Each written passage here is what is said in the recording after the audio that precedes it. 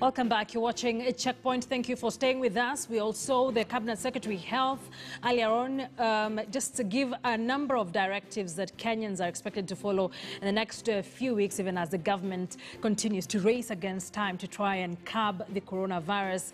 Bars will remain closed. Churches, mosques, social joints will remain closed. There will be no international flights into the country starting Wednesday. A number of stringent measures that have been outlined today by the Cabinet Secretary, of course, sparking mixed reactions among Kenyans. Joining me tonight to just answer some of the nagging questions around this virus and how we are handling it and the measures the government has taken is Global CEO, Amref Health Africa, Dr. Githinji Gitahi. He's as well the board member, Africa COVID-19 Response Task Force of the African Union, as well as a board member of the Africa Center for Disease Control. Thank you very much for joining us tonight.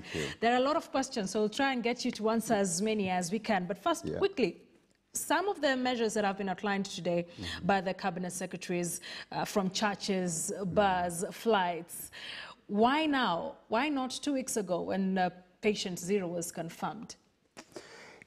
Well, I think we can ask very many questions and we will not have answers for them because I think every country is now on a journey of learning. We are basically running as we learn. Now, many of the measures that were taken by other countries, we have observed them, the experts have observed and advised the government. And there is also the consideration around how soon do you do a lockdown? Because you don't also know how long you'll do a lockdown. So there's always the question about if you start too early, then how long is the lockdown going to be? And what are the impacts? What is what's going to be the result on the economy as well? So there are decisions to be made, and the decisions are both health and economics. And one of the things that we have realized for every country, look at Italy, US, and everyone else, you're always a step behind where you think you are. So I think we may not have the question to that, but the answer to that question. But the experts have continuously advised, and the advices given to the government and the decision makers have always the difficulty of balancing at what point do we start a lockdown, at what point do we this and that. But I want to make a point also that in the advisory that the president gave a week ago, it was very clear that there was a strong advice against church services. It doesn't have to be an order sometimes. Sometimes we also have to give room for people to take their own leadership, and when they fail, then the government has to come in and give the order. We thought that the church would actually read the advice and actually take the necessary measures. But now the government has had to do what it has to do, which is the right thing at the right time. That big churches like the Catholic Church, refusing to suspend activities. Nairobi bishops brought it down to 1 hour per mass. I don't know how much difference that really makes. There are a lot of questions around that. But as you say, these churches refused to heed to that call. It was not an order, it was a call from the government. They failed to heed to it. We are having a slight spike in the numbers now by 8. This weekend, there's been a lot of social gatherings. What do we expect to see? Okay, first I must record my disappointment with the Catholic Church, because I think when I read their statement, it was also clear it was not informed of science. Paid more attention to things that were of less importance than the ones that could have been of more importance. And therefore, that was quite disappointing. And I must congratulate the churches, the mosques and churches that actually made that step forward. But we expect, so far, the 15 cases we have, and you've listened to the Cabinet Secretary very clearly, are all imported cases. Whether they're Kenyan or non-Kenyan, they're all imported cases.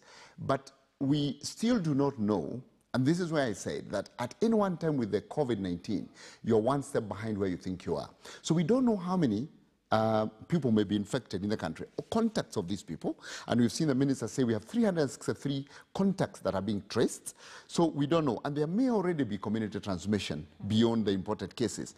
So it is important that we take the measures we are taking now, and we should have taken these measures probably even before this weekend, but we will not know what to expect. But we know, if you look at other countries, we do not expect that Kenya is going to follow a different route from any other country. We don't expect that the African continent is going to follow a different route. We've seen the progression is almost exactly the same, what people are calling an inverted L. You go up and then it goes up. So we don't expect a different scenario. And we know that many governments or many countries are taking the peak around day 30, 29 there. So we are now on day 9, I think, 8, 9 for Kenya. So the next 2 weeks are going to be extremely crucial.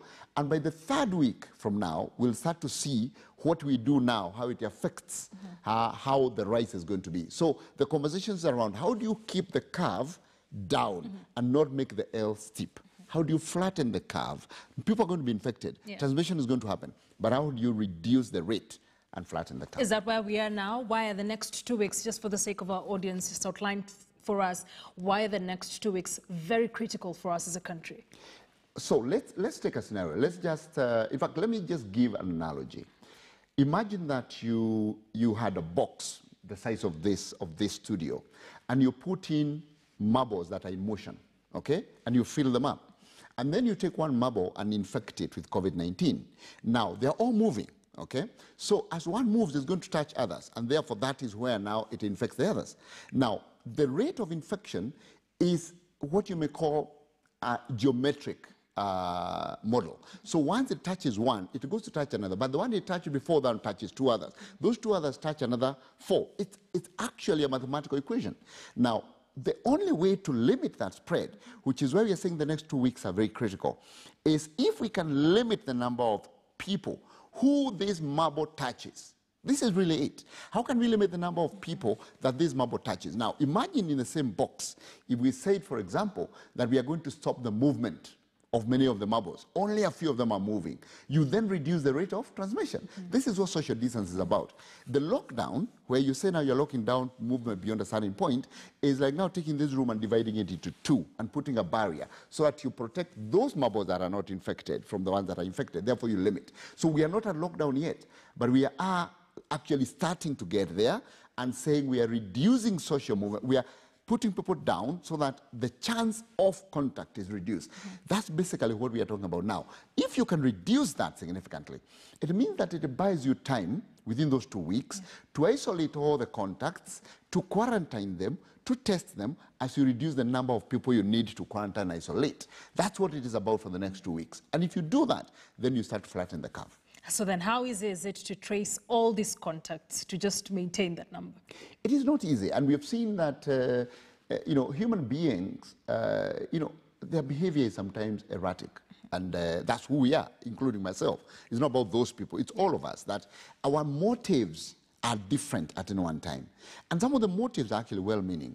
If I'm waking up and I'm actually deciding to leave because I have to feed my children, that's a motive that you cannot ignore. And that is why it is so difficult to do these lockdowns, because people have different reasons. They're not just going out to a bar to drink. They're also going out to actually seek food for their children. So you can't ignore these motives and these behaviors. So the thing is that if we are going to enforce these things, it first and foremost needs to start with each one of us. To say, for example, if I care about your Kisa, then I'm going to stay home. I'm going to stay home. If I care about my family, I'm going to stay home. If I care about my grandmother and my mother and my grandfather, I'm going to stay home. So first and foremost, even before the government starts to say we are going to use the policing to enforce, it is first starts with us. Brings us back to the conversation on citizen responsibility. A lot of the measures that the government has taken today is as a result of, one, ignorance, indiscipline among Kenyans who've been asked to not go to social gatherings. We did exactly that. Exactly. So some of the measures that have been taken today are as a result of that. Millions of Kenyans are watching this program tonight. What do you expect from them as an expert in the next 2 weeks? We were talking earlier. Yeah, when you were talking earlier, you used a very interesting terminology, and you said we could be having a pandemic of ignorance. Of ignorance, yes. Okay? And I think these measures are the treatment to the pandemic of ignorance. Ideally, we should not have drastic measures, but this is not about Kenya. You've seen in every country, people have been ignorant, people have questioned, people have said these numbers are too low, why are we taking such drastic measures? That question has always been asked. Why don't we wait until we have 100, then we take the measures? Yeah. It's too late. As I said, you're always one step behind where you think you are. We think we have 15. I don't think we have 15. I think we have more than 15, but we don't know. We haven't confirmed them. We haven't tested them. So we cannot act purely on a numerical number. So what we expect from Kenyans is that we need to, number one, the minister said today, the cabinet secretary, this is not a joke. I would like to repeat those words. This is not a joke. We are risking our lives, we are risking the lives of other people, and our health system is not going to be able to handle if we do not flatten the curve. We have seen developed health systems like Italy, Spain, Netherlands, the US being able to handle these things. So my expectation is that the citizens, wherever they are, whether they are in the rural market, whether they are somewhere in an urban market, whether they're in an informal slum, or wherever they are, we need to talk to each other and say, this is not a joke. Meaning, therefore, that I expect from Kenyans not only to expect the government to take actions, not only to expect the government to police those who are breaking the law or who are ignoring the calls, but to be police themselves. That if you know somebody has exposure or is likely to have had contact or has traveled back, but they're not isolating themselves, report to the police. Because when you report, you're actually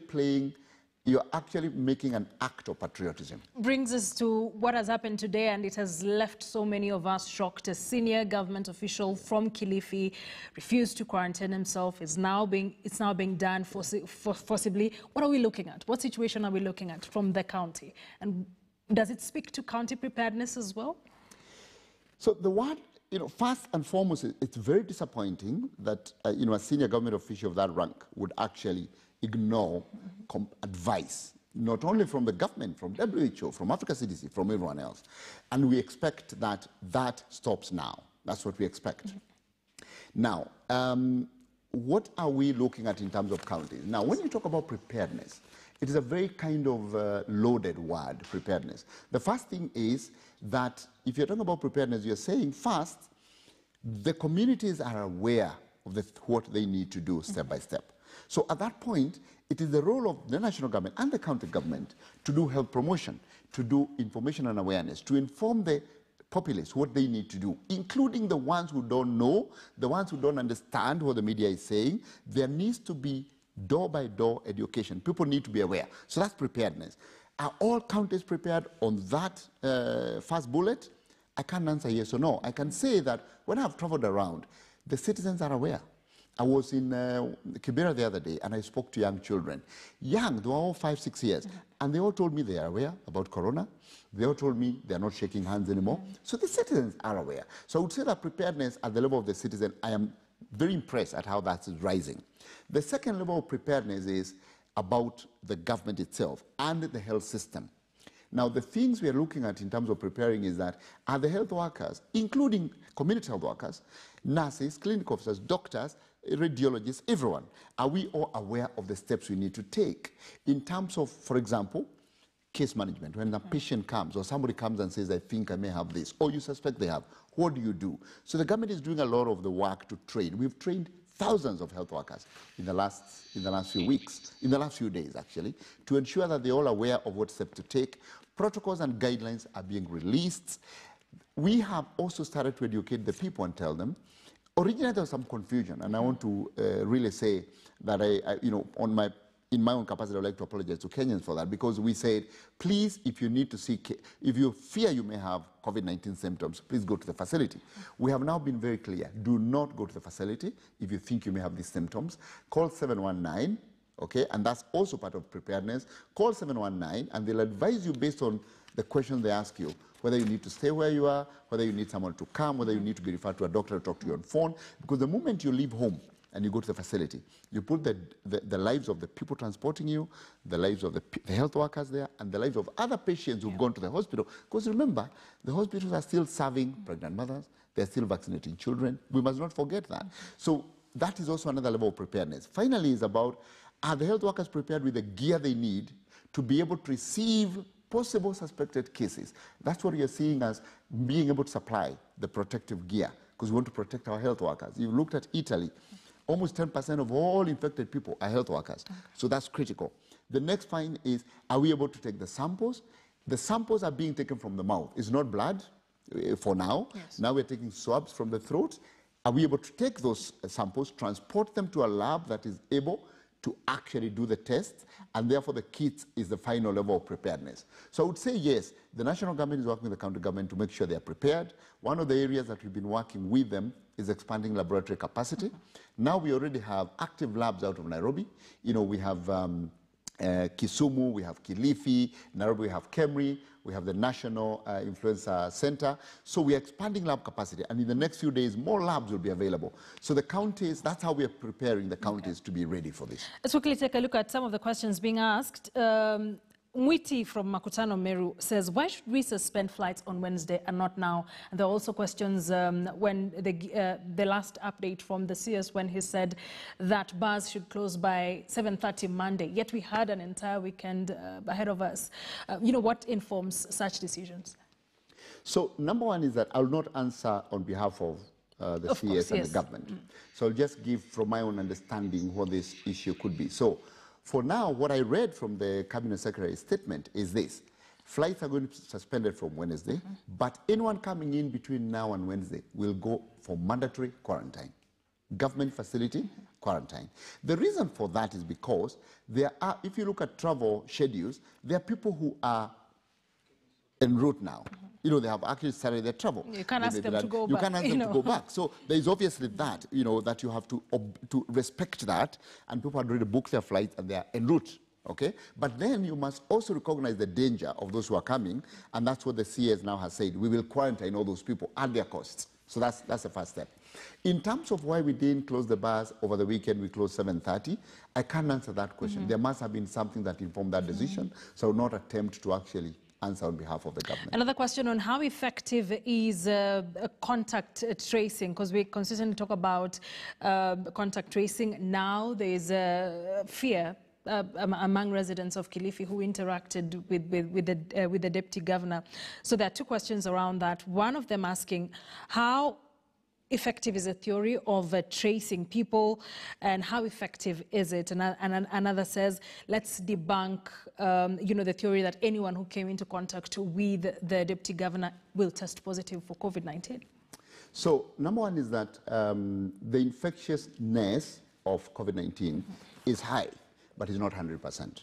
Okay? So it doesn't mean that if you got into contact, then you're going to get infected. So that's why you must actually go to the way and find the contact. So I would like to say this. There are maybe 4 categories of people. One, let's look at Kenya where we have the imported cases. So let's say the category 1 are the people who got infected and they have come into the country with COVID-19. That's category 1.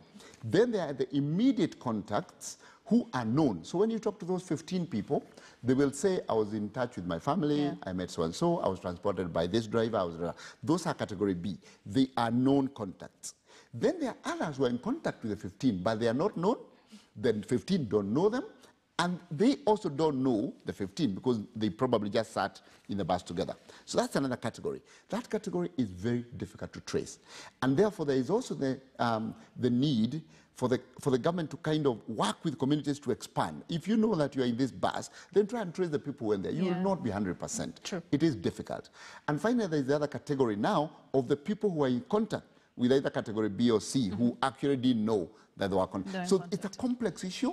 We have data from China about how many people they traced in thousands and thousands of, tens of thousands. It's not easy, but you must use community structures. You must use, that's why the CS today talked about Nyumba Kumi. Yes. You must use all the existing community mobilization structures, and also you must, people must be ready to cooperate. And also, my final advice is, if you are aware you are in contact, or you are somewhere where you think you're in contact with somebody who is now like the case, the public case of the deputy governor, it will be okay for you to take 719 and call and say, I was in contact. Okay. I was in contact. It is good for you to volunteer yourself for the safety of yourself and the safety of others. Finally, I know we don't have too much time. Patient naming. For them to come out and say, I'm positive, I've been tested positive for COVID-19. We're seeing that happen in the first world countries in Europe, but we're not seeing that happen here. The Cabinet Secretary tried to address that today, saying that, it's voluntary. If you want to come out, it's okay. How will this help? Because many have been asking, why not just do this? It makes it easier. As an expert in this, what do you think? How do you think we should handle this? I think patient confidentiality is paramount because, again, even in handling this, you don't want to trump people's rights. That's very, very critical. There is room for evoking the Public Health Act in an emergency, and there are many things that can be provided within that act, but you must respect people's rights. But one of the biggest challenges that the government faces and we all face is stigma. And this is something that we'd like to address the nation about. That the fact that you have corona or you're positive for corona doesn't mean you should be stigmatized. We've seen cases where people are not being allowed to go back home or to their workplace because they had corona. Now, because of that behavior, then to make the people who've been tested positive to be afraid to say that they were tested. So we need to open the space first and make people understand. That you do not have to stigmatize them with corona. People will recover. A percentage of them will require extreme care, but many people will recover. In there, maybe up to 80% of the people will not continue. So stop stigma, then people can open up and talk to their experiences. Doctor, I must ask this question before I let you go. WHO said that, they're worried about the trends in Africa. Are we testing enough about the numbers? Do we have testing capabilities? You sit in the COVID-19 response task force of the African Union. What are your thoughts about this? Is he right? He's right. Okay, I think anyone realizes he is right, that the testing capacity includes many things. One, it includes finding the people. It's what we've just talked about. We may not be able to trace everyone, but when you trace them, then there is the capacity that you need to be able to take the sample, wherever you are. Remember that the taking of the sample for a COVID-19 suspect is not an ordinary process. You need protective equipment. So that capacity to spread across all the countries in Africa in a rapid sense has not been easy. Remember that there is also global shortage of these commodities. The second thing is the kits. Today, the Africa CDC with the Ethiopian government and you received a huge consignment from JACMA that's going to be distributed to the countries. Kenya might receive its consignment tomorrow or Tuesday. So this is helping to increase our capacity. And the response is, and also there's a lot of research in the background to bring new tests that can test faster. So in no time you'll see the capacity to test increase rapidly. But it's not a challenge for any one country, it's a global challenge. And we need to recognize that. But yes, Tedros is right, but we know that the capacity is increasing and the testing capacity will increase rapidly and we'll be able to catch up with where we need to be. All right, we'll see what the next 2 weeks would look like. And of course, the other weeks, final advice to Kenyans, what should they do? Please stay home. Please stay home. Protect yourself, protect others. Take care of your country. That's my word. Thank you. To the government. Thank you very much. Yes. Thank you very much. Quite an informative conversation. Dr. Githinji Gitahi is a global CEO, AMREF Health Africa, board member Africa COVID-19 Response Task Force of the AU, as well as board member Africa CDC. I hope he's been able to answer a number of the nagging questions you have. Daktari One, it is on Twitter. Any questions you have, you can pose them to... You can engage me on Twitter at Daktari One. One the number, and I'll be able to answer your questions. Definitely. Thank you very much. Let's take a quick break here on Checkpoint. We still have a lot more lined up for you.